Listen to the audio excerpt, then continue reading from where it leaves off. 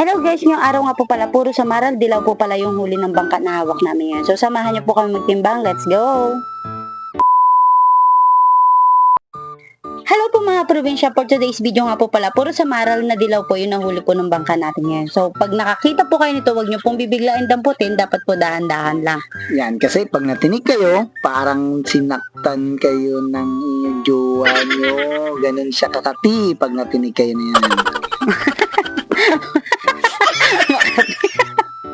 So pag Makati, kailangan siya kabutin. So makirot nga po pala siya kapag natinig po kayo neto. Hindi po namin alam bakit ganun. Ba't ganun ba din? Ay, Ba't makirot? siyempre. Kami mga busiro, alam namin yan kung anong gamot kapag kami natitinig. Hindi, bakit siya makirot? Kasi nga, meron siyang rabies. Rabies, yung pang-asa lang yun. Wala kang pagil. So, ayan, makirot po siya. So, siyempre, dahan-dahan nga lang po siya.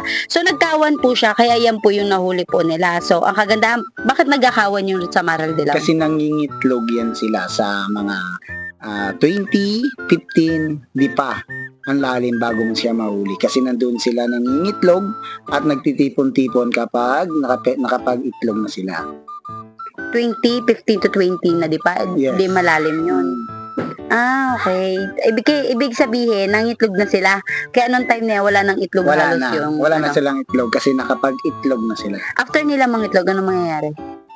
Mag-iwalay-walay na sila. Siyempre, kailan ba ang nangyari na siyempre nangitlog na nga, diba? Ganon din yung sa manok ko. Pag nakatapos sila itlog, iwanan nila. Bago babalikan na nila, pag pipipisain na nila. Nakakadun na. So, ayan nga po pala. Nagtimba po kami. Nasa 2 banyera, 3 banyera po yung samaral dilaw na nahuli nila.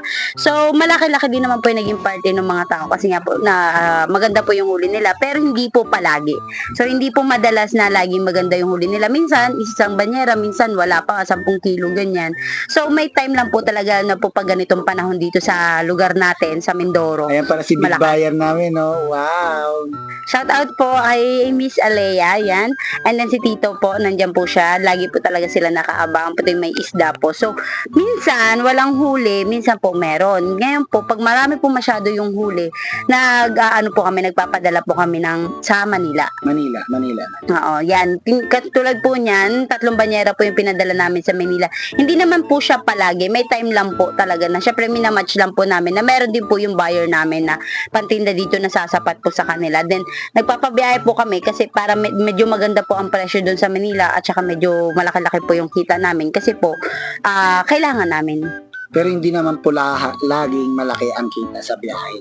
Minsan po, yan ay pikit mata kasi hindi mo pa hawak yung kikitain mo. Oo. Yung puhunan mo, nandyan pa sa isda. Oo. Sa travel pa nila, hindi alam kung may bibenta ngayong araw o bukas o sunod na araw pa may Bukas. bibenta. No? Yan guys, kapag nagpapabiyahe kayo, talaga naman kailangan nyo na medyo Budget. na Oo, puhunan. may pondo Kasi dapat. kung wala kang pondo, wala kang puhunan, wala kang angkla. Sa dagat, pag wala kang pumundo, wala kang angkla. Kaya, nalita, ganun din ang sa hanap buhay. Kailangan mo ng pundo. So, may experience po kami sa pagpabiyahe namin na 3 days po siya, hindi pa po naibebenta. Yung ibang mga kasabayan po na namin na naibenta, nasira na, naitapon na kasi hindi na pwede siyang ibenta. Pero thank God pa rin po kami kay Lord kasi yung sa amin po hindi pa po namin na-experience na naitapon or nabulok po yung isda namin. May time po talaga na lagi po ay nabibenta or nadidispose po siya. Kaya pasalamat po kami kay Lord. So after po namin yan, umuwi po kami. So ayan, nagprito lang po ako ng samaral dilaw kasi medyo late na po at may estudyante pa po kami uwi from school. So nag-pride lang po kami yan. Tapos pati po yung singsingan, nagprito po kami. So hanggang dito na lamang po. Bye-bye!